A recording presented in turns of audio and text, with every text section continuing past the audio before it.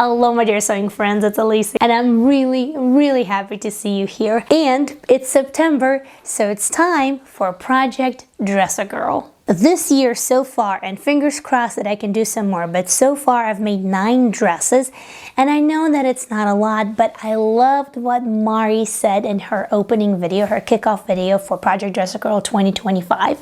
She said, make what you can within your means and make it with love. And I absolutely love it, and let us be guided by those words. And by the way, if you are new to the Project Dress a Girl and you have questions about what fabrics can we use, what is the idea of the whole project, where to donate the dresses, what are the requirements, and whatnot, all of those things are always discussed in Mari's kickoff video for that particular year.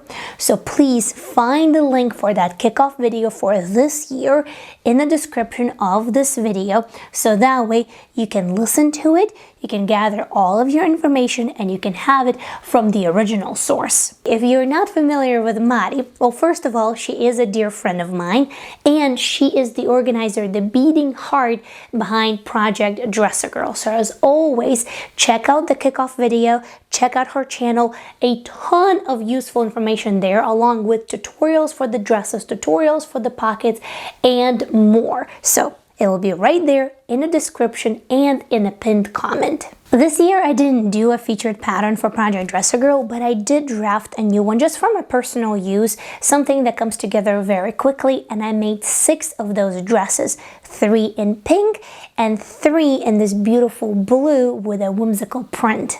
As always, I did test it on my daughter first because she is the inspiration behind all of these, and after she gave me her stamp of approval, I started making the dresses.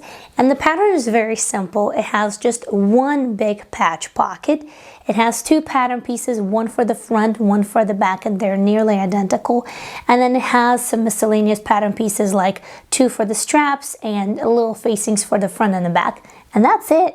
Most of the dresses feature just a simple double fold hem on the bottom, but there are a couple where instead of that, I opted for a ruffle. One of the dresses, that's the one that's on the dress form, also features an interesting technique on the pocket. So what happened is that after cutting all of the dresses out, I was left with some of these fabric scraps. So I have a little bit of pink and just a little bit more of the blue. And by the way, learn from my mistakes, guys. Usually my rule of thumb is that for projects like these, I try not to buy directional prints because they make your life a lot more difficult when you're trying to maximize the usage of the fabric.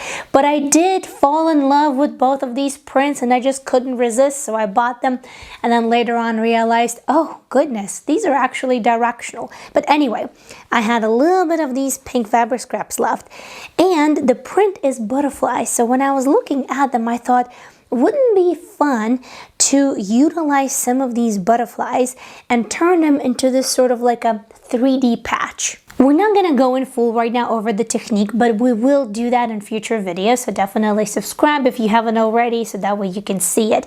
And basically first what I do is stabilize the actual area where I want to do that. Then I do a really tightly spaced zigzag stitch all around the edges, so that way I can sort of like outline the area that I want. After that, I cut it out, and then it's ready to be sewn or done whatever you want to do to it. In this case, I stitched them on top of the pocket, on top of already existing butterflies to sort of give them that feeling of flight, that they're flying. And then I did have some just beads, random beads, and I thought, you know what?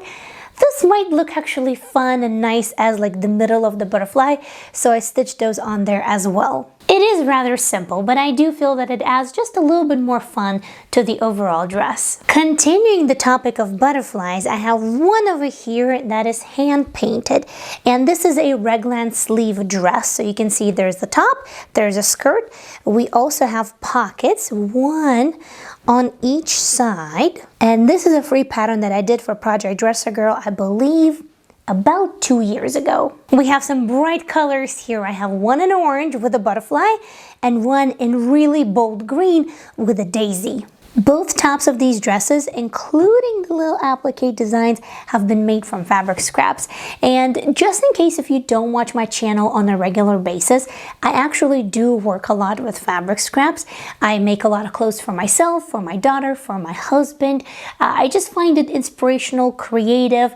It also utilizes the resources that I already have on hand and makes the most out of them. So I personally don't consider that to be a subpar material, because I think I've proven it to myself and hopefully to you that you can do a lot with fabric scraps, and I personally don't look at them as any less than at a full yardage. Of course, minus the fact that they are actually smaller than a full cut yardage. I just don't want people to look at these when I say that they are made from fabric scraps and think that I'm choosing subpar materials when I sew something for charity. Speaking of fabric scraps, here's sort of the crown jewel of all of these 9 dresses. This dress is also made entirely from fabric scraps, and there's a full video of the process. The main fabric here is a really nice quality black linen sewn into the panels, so that way I can actually cut full pattern pieces for the front, for the back, and for the sleeves. And then the applique is made by using knit fabric scraps. Just like other dresses, it also features pockets, one in each side seam. It is fully lined in the bodice, and it also has a little belt to sort of cinch it all around the waist, since this dress is for a slightly older girl. The pattern for this dress is actually not my own. I did download it for free from the Scattered Thoughts of a Crafty Mom. It's a peasant dress pattern. If you're interested, I will leave the link for you guys in the description of the video. It definitely took way longer than any other dress, but once I had that thought in my head, once I had that creative idea that started developing, there was just no stopping it, and I was like, you know what? Let's just do it. Let's do it. And here it is, definitely made with lots of love. If you do want to see the entire process of this dress, then click right over here. And if you want to see what others have made for Project Dress a Girl 2025, you can click right over here. I want to thank you so much for watching. If you're participating, thank you so much for all your effort, and thank you for sharing your heart and your sewing skills with others. Until next time, happy, thoughtful sewing. I'll see you soon. Bye!